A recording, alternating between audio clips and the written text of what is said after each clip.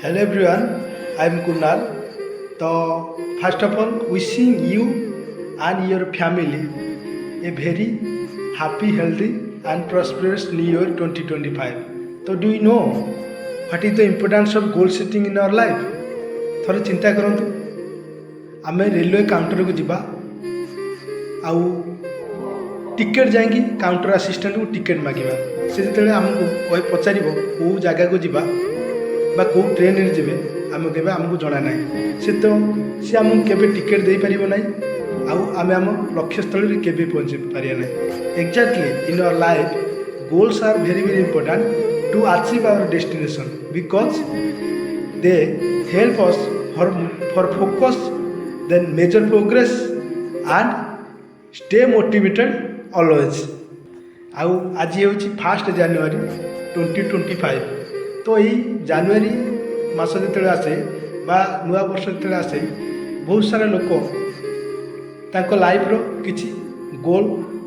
Achieve पाई किछि fix करथांदे बा बहुत सारा लोक किछि न्यू रिजोल्यूशन तैयारी करथांदे आउ रिसेंटली पब्लिश हेतबा एक सर्वे रो जणा पड़छि जो टोटल रिजोल्यूशन पाखापाखि 79% रिजोल्यूशन निजर हेल्थ को नहीं तैयारी कराई थे जेपरिक सकाल उठा एक्सरसाइज करवा हेल्दी खाद्य खाइबा अनहेल्दी खाद्य ठार दूरे जावा लाइफ स्टाइल इम्प्रूवमेंट आनिबा स्मोकिंग देन अल्कोहल को कट करवा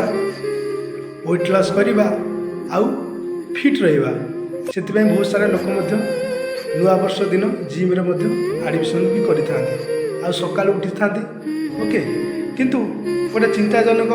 से रिपोर्ट रे कहुई पाखापाखि 80% पीपुल जो मैंने कि रिजोल्यूशन नहीं था से माने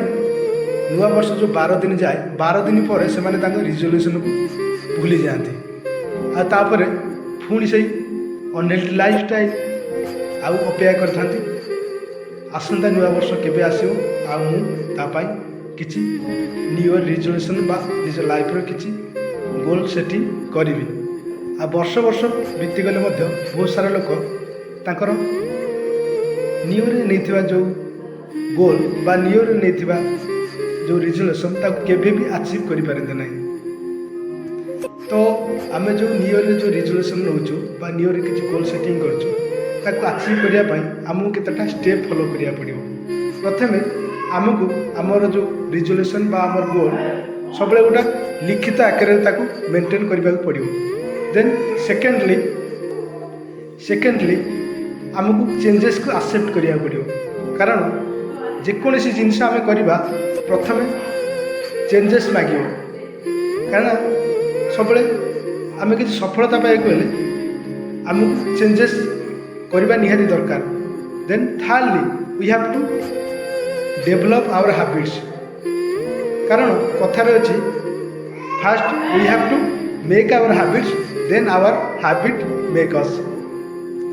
आउ ये जो हैबिट्स चेंज करने गोटे छोटिया फॉर्मूला अच्छी that is 7, 21 and 90 7 days 21 days and 90 days जदि आम कौन कम को 7 days 21 days और 90 days करेक्टली आ कंसिस्टेंसी भाव में करवा तो दिने दिने सी आमर गोटा हैबिट गुड हैबिट रे कन्वर्ट हो पार जोटा कि आम लाइफ रे बहुत सारे डिसिप्लिन आनीदेव आम निश्चिंत दिने दिने आम नुआ वर्ष जो हेल्थ गोल नहीं बा निजर किसी पर्सनाल डेवलपमेंट में किसी गोल नहीं था बहुत सारा लोक फाइनेंशियल ग्रोथ में गोल नहीं था दिन ना दिन निश्चित पहुँच पार तो बेस्ट ऑफ लक आपन जदि न्यू ईयर 2025 रे किसी गोल सेट कर किसी न्यू ईयर रिजोल्यूशन बन तो once again wishing you and your family very happy and peaceful new year. So thank you. Bye bye.